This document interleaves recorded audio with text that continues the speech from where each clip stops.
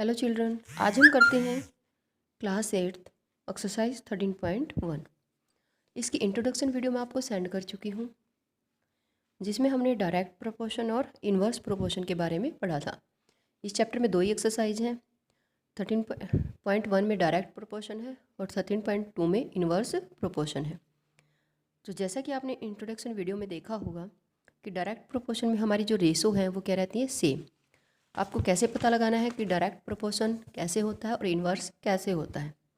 Direct proportion में क्या होता है कि जब एक चीज़ बढ़ती है तो उसके साथ कंपैरिजन दूसरी चीज़ भी क्या है, बढ़ती है। और इन्वर्स में क्या होता है कि जब एक चीज़ बढ़ती है और उसके कंपैरिजन में दूसरी चीज़ क्या है, घटती है, या एक घटती है और दूसरी क्या है, बढ़ती है। तो डायरेक्ट प्रोपोर्शन में दोनों चीज़ सेम उसमें चलती है। अगर एक बढ़ती है तो दूसरी भी साथ साथ बढ़ती है, और एक घटती है तो दूसरी भी साथ साथ घटती है।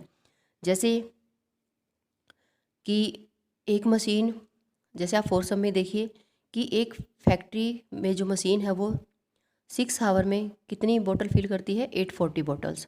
इसने पूछा कि 5 आवर्स में कितनी करेगी। तो जब 6 आवर में 840 करिए तो 5 आवर्स यानी कि हार्स क्या है, घट रहे हैं, तो क्या करेगी, कम बोतल फिल्स करेगी।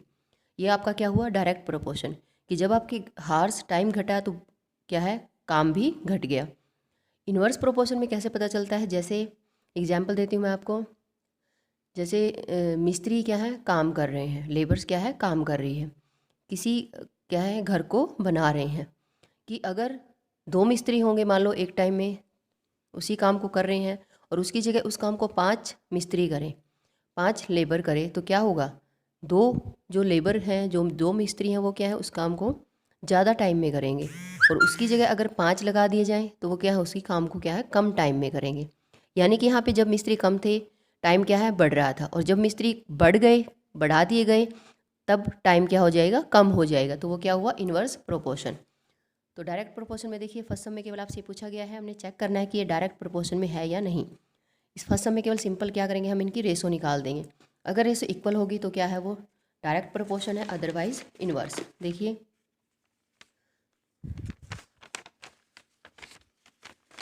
4/60 को डिवाइड किया गया है 1/15, यानी कि रेशो क्या है, 1:15। फिर 8/100 क्या है रेशो, 2/25। थर्ड की क्या है, 3/35। फोर्थ की क्या है, 2/15। इट मीन्स रेशो क्या है, इक्वल नहीं है। तो क्या है, ये रेशो क्या है, सेम नहीं है, तो इसलिए क्या है, ये डायरेक्ट प्रोपोर्शन में नहीं है।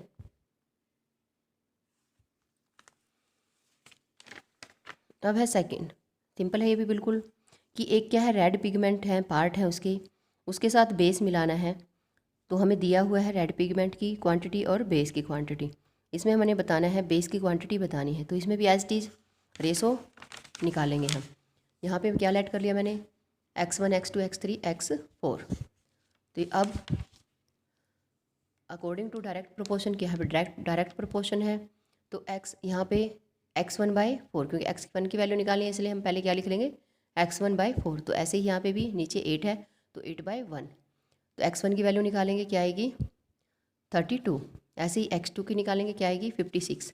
x3 की क्या आएगी, 96। और x4 की क्या आएगी, 160।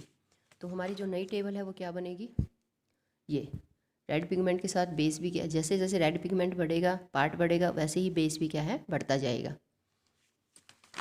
सम थर्ड, इन क्वेश्चन 2 यानी कि सेकंड वाले क्वेश्चन में ही इसने कहा है कि अगर रेड पिगमेंट का पार्ट 1 हो और उसके लिए बेस क्या हो, 75 मिलीलीटर हो, तो इसने कहा है कि red pigment should be mix with 1800 millilitre. तो कितने रेड पिगमेंट हमें चाहिएंगे यदि बेस हमारा 1800 मिलीलीटर हो। सिंपल है ये भी बिल्कुल। देखिए यहाँ पे रेड पिगमेंट हमें 1 दे रखा है, तो उसके साथ 75 क्या है, मिलीलीटर है बेस। उसके हमने क्या मान लिया, x हमने रेड पिगमेंट निकाला है, बेस क्या है, 1800 मिलीलीटर। तो ये भी क्या डायरेक्ट प्रोपोर्शन में है, 1/75 x/1800।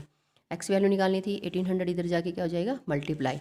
तो 1 × 1800 इक्वल्स बाय 75। डिवाइड की हमने क्या आया, 24 parts of red pigment. Some fourth, in a machine, जैसे कि मैंने आपको अभी समझाया था कि एक मशीन 6 आवर में, 6 घंटे में 840 बॉटल्स क्या है, फिल कर रही है। तो बताना है कि 5 आवर्स में वो कितनी बॉटल्स फिल करेगी। यहाँ पे भी क्या है, ये डायरेक्ट प्रोपोर्शन है। तो bottles, number of bottles, time taken, 6 hours 5 hours, तो ये भी डायरेक्ट प्रोपोर्शन है 840/6 x/5। यहाँ पे भी x की वैल्यू निकालनी है, 5 इधर जाके क्या हो जाएगा मल्टीप्लाई, तो 840 × 5/6 डिवाइड किया हमने, क्या आया 700 बॉटल्स। तो 5 हार्स में वो कितनी बॉटल्स फिल करेगी 700। Some fifth, a photograph of a bacteria and large. Simple बताती हूँ कि एक फोटोग्राफ में बैक्टीरिया को मतलब लार्ज करके दिखाया गया, कितना 50,000 टाइम्स, और वैसे उसकी लेंथ क्या शो कर रही है 5 सेंटीमीटर। तो उसकी पहले हमने एक्चुअल लेंथ बतानी है कि उसकी एक्चुअल लेंथ क्या होगी, और फिर बताना है कि अगर उसको 20,000 टाइम क्या है एनलार्ज किया हो तो उसकी लेंथ क्या होगी। देखिए 5 बाई क्या है बैक्टीरिया क्या है 5, यहाँ पर लेंथ ऑफ बैक्टीरिया क्या है 5, और number of times enlarge photograph जो किया गया है 50,000, और हमने एक्चुअल लेंथ बतानी है तो उसके लिए क्या लेंगे 1, यानी कि एनलार्ज किया ही नहीं गया तो x/1, और फिर 20,000 के लिए क्या ले लेंगे हम ऊपर y मान लेंगे। तो ये भी क्या है डायरेक्ट प्रोपोर्शन, पहले एक्चुअल लेंथ के लिए 5/50,000 और x/1। तो x की वैल्यू निकाली, 5 से 50,000 को डिवाइड किया क्या 1/10,000। स्टैंडर्ड फॉर्म में लिखा हमने क्या है 10 की पावर -4, या आप इसको एज इट इज़ भी लिख सकते हो। तो एक्चुअल लेंथ क्या हुई 10 की पावर -4 सेंटीमीटर। फिर हमने y की वैल्यू निकालनी है, ये भी 5/50,000 y/20,000, y की वैल्यू निकालनी थी, इधर आके 20,000 क्या हो गया मल्टीप्लाई, डिवाइड किया क्या आया 2। तो जो एनलार्ज लेंथ है वो क्या है बैक्टीरिया की 2 सेंटीमीटर।